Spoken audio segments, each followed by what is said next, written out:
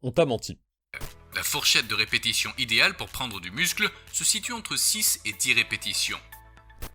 L'idée de base qu'il existe un nombre très strict de répétitions à faire pour prendre en muscle ou en force a été prouvée comme fausse par plusieurs études scientifiques, et surtout par les résultats de milliers de pratiquants à travers le monde, qui se sont tous entraînés de manière très différente, mais qui ont pourtant tous atteint un excellent niveau.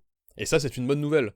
Au lieu d'être obligé de s'entraîner d'une seule manière qui serait optimale, on est libre de se créer un programme bien plus personnalisé et bien mieux adapté à nos préférences que ce qu'on pensait auparavant. C'est donc une conclusion bien plus nuancée et bien plus libératrice que l'idée obsolète que pour l'hypertrophie il faille faire des séries de 8 à 12 reps.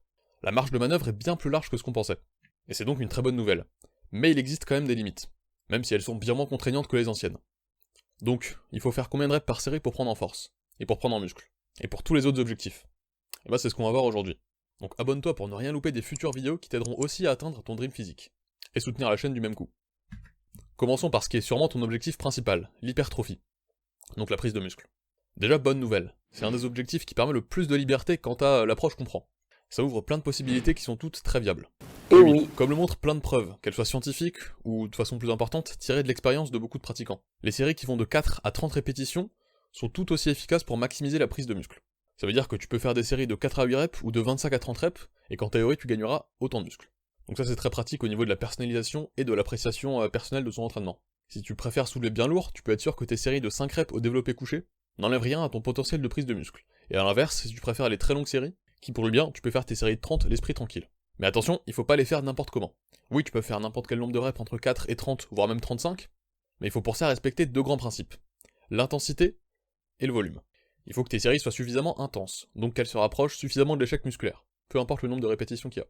Et deuxièmement, il faut que tu fasses un volume d'entraînement suffisant par muscle, donc suffisamment de séries par semaine, ce qui peut aller de 4 à une vingtaine, selon les muscles, ta priorité, ton niveau, etc. Si ça t'intéresse, j'ai fait une vidéo sur combien de séries sont optimales pour la prise de muscle, et combien tu devrais en faire selon tes objectifs, que tu pourras retrouver en fiche et dans la description. Mais à part ça, si tu t'approches suffisamment de l'échec, et que t'as un bon volume hebdomadaire, t'es très libre quant au nombre de reps que tu fais par série pour prendre en muscle.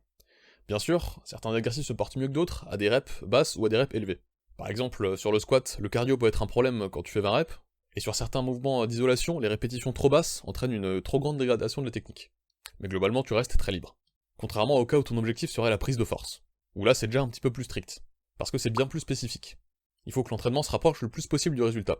Et vu que le résultat c'est souvent une bonne rep unique bien lourde, ce qui t'aidera le plus à atteindre ça, c'est donc de faire des grosses reps bien lourdes. Mais donc forcément tu peux pas en faire beaucoup. Là s'approcher de l'échec c'est bien moins important. Il y a tout un aspect nerveux et technique qui fait que la fréquence d'entraînement par semaine est cruciale. Mais le plus important va être de faire des séries bien lourdes, proches de ton max. Il faut aussi un programme bien plus focus vers une progression planifiée à l'avance, avec des cycles, des blocs, etc. pour éviter de faire un burn-out ou de se blesser. Mais globalement, tu vas faire beaucoup de séries à 2, 3, 4, voire 5 reps. Et c'est vraiment ces séries à basse rep, mais à très lourd poids, qui vont te faire monter en force, en t'entraînant avec des poids bien lourds. Tu peux encore faire des gains de force et équilibrer ton programme avec des séries de 6, voire même 8 reps, mais au-delà, c'est plus trop efficace pour prendre en force. Tu peux d'ailleurs remarquer un chevauchement entre la prise de force et la prise de muscle pour les séries qui vont de 4 à 8 reps environ. Et effectivement, si tu veux à la fois entraîner la prise de force et la prise de muscle sur un même exercice, sans trop sacrifier l'un ou l'autre, entre 4 et 8, c'est une bonne fourchette pour faire ces séries. Mais n'oublie pas qu'au final, pour prendre de la force, il faut souvent prendre en muscle aussi, puisqu'un plus gros muscle a un plus gros potentiel de force. Donc un jour ou l'autre, il faudra quand même recourir à des séries avec des reps plus élevés pour prendre en muscle. Mais globalement, voilà, la prise de force, c'est plus strict que l'hypertrophie. Et ensuite, quid de l'entraînement de l'endurance musculaire, de la capacité de travail, du conditionnement, etc.